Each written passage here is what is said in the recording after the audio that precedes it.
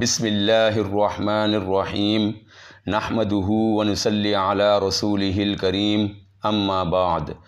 معزز سامعین، آج کی اس نشست میں ہم قرآن پاک میں استعمال ہونے والے الفاظ لاعب و لہو اور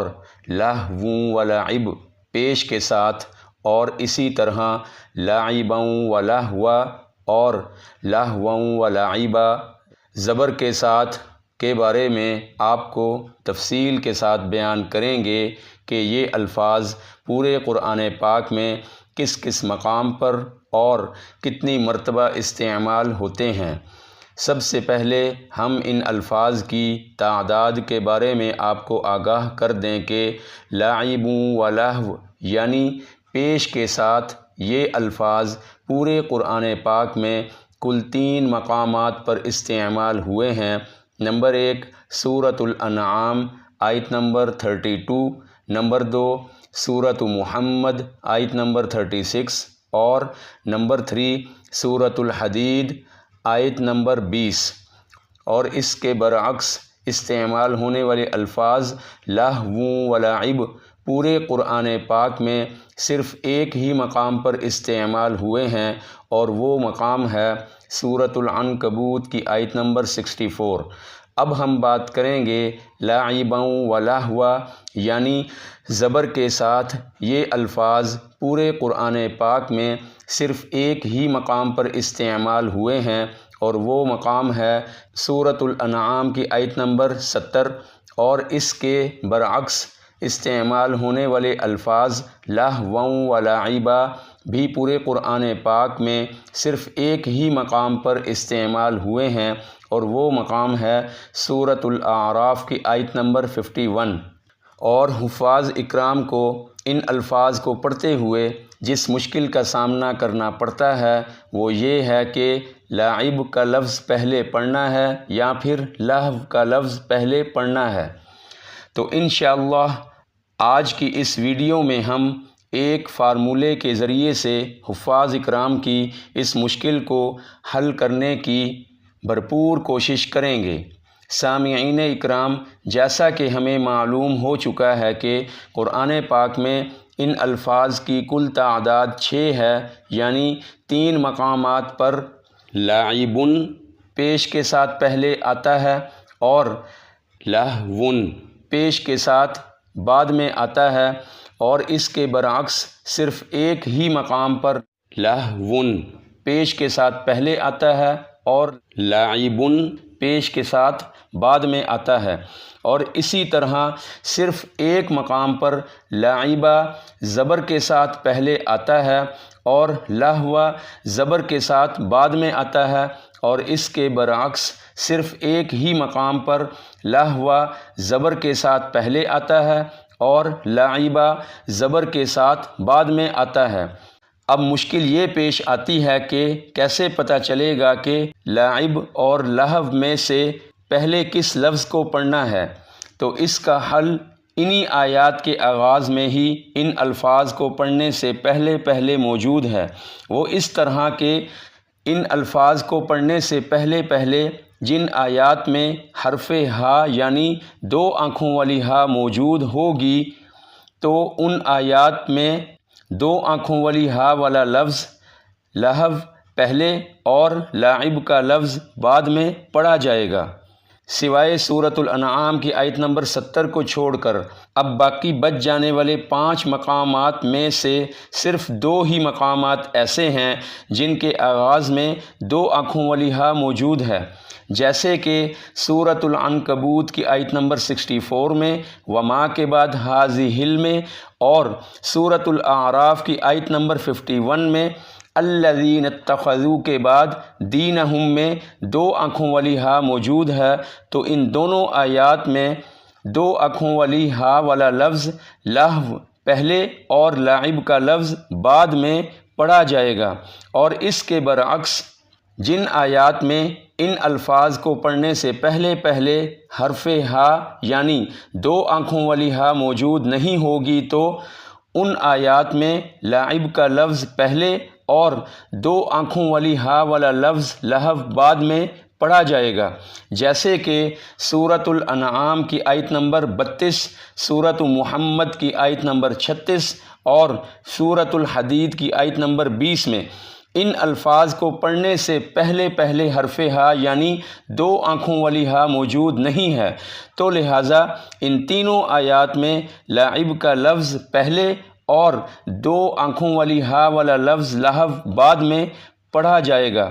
اب ان کل 6 مقامات میں سے باقی بچ جانے والا مقام سورۃ الانعام کی آیت نمبر 70 والا مقام ہے۔ سامعین اکرام، ہمارے بتائے گئے فارمولے کے مطابق اس آیت کے آغاز میں وَذَرِ الَّذِينَ اتَّخَذُوا کے بعد لفظ دینہم میں 2 آنکھوں والی ہا ہونے کی وجہ سے پہلے لہو کا لفظ آنا چاہیے تھا اور بعد میں لاعب کا لفظ آنا چاہیے تھا، لیکن یہاں پر معاملہ الٹ ہے، یعنی یہاں پر آیت کے آغاز میں لفظ دینہم میں 2 آنکھوں والی ہا ہونے کے باوجود بھی لاعب کا لفظ پہلے اور لہو کا لفظ بعد میں آیا ہے،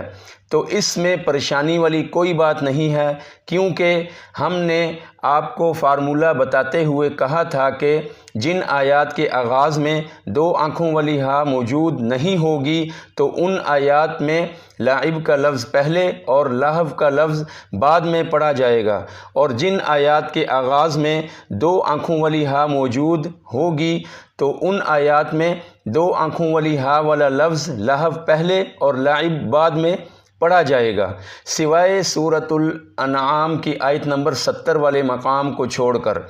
ہم اس مقام کو چھوڑنے کی بات بار بار اس لیے کر رہے ہیں کہ لفظ چھوڑنے میں ہی ہمارے مسئلے کا حل موجود ہے، وہ اس طرح کہ اس آیت کے پہلے لفظ وَذَر کا ترجمہ ہی یہی ہے کہ اور چھوڑ دے، اور ہم بھی آپ سے بار بار یہی کہہ رہے ہیں کہ اس مقام کو چھوڑ کر باقی پورے قرآن پاک میں ہمارا بتایا ہوا فارمولہ بالکل درست ثابت ہو رہا ہے۔ الحمدللہ، ہے نا انٹرسٹنگ بات؟ بس اس آیت کا پہلا لفظ ہی وَذَر، جس کا ترجمہ ہے اور چھوڑ دے، ہمیں اس مقام کو چھوڑ کر باقی پورے قرآن پاک میں ہمارے بتائے گئے فارمولے کے تحت ان متشابہات کو یاد رکھنے میں ہمارا مددگار ثابت ہو رہا ہے۔ سامعین اکرام، یہاں پر ایک اور اہم بات بھی اچھی طرح سے ذہن نشین کر لیں کہ لفظ وَذَر کے پہلے 2 حروف یعنی واو اور زال ہمیں اس آیت میں آنے والے ایک اور اہم متشابہ کو یاد رکھنے میں ہمارے مددگار ثابت ہو رہے ہیں۔ وہ اس طرح کہ وغرتہم الحیات الدنیا کے بعد کیا پڑھنا ہے، یعنی وغرتہم الحیات الدنیا کے بعد وذکر بھی پڑھنا ہے، یا پھر سورۃ الاعراف کی آیت نمبر 51 والا وغرتہم الحیات الدنیا فالیوم ننساہم پڑھنا ہے۔ تو اس متشابہ کو ہم اس طرح سے یاد رکھ سکتے ہیں کہ سورۃ الانعام کی آیت نمبر 70 کے پہلے 2 حروف بھی واو اور زال ہیں، تو لہٰذا یہاں پر ہم وغرتہم الحیات الدنیا کے بعد واو اور زال سے ہی شروع ہونے والا لفظ وذکر بھی پڑھیں گے۔ الحمدللہ، ہم نے یہ تمام متشابہات آپ کو سمجھانے کی اور آپ کے لیے آسانی پیدا کرنے کی بھرپور کوشش کی ہے۔ اللہ پاک ہمارے لیے دنیا و آخرت میں آسانیاں پیدا فرمائے، آمین۔ اور آخری بات، تم ہارنا مت،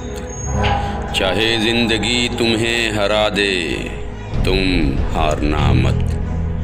ہو سکتا ہے تمہارے پاس وقت بہت کم ہو، تمہارے جینے کی تمنا ختم ہو، تمہاری آنکھوں میں نمی ہو، تمہارے دل میں درد ہو، بس تم اپنا ساتھ چھوڑنا مت،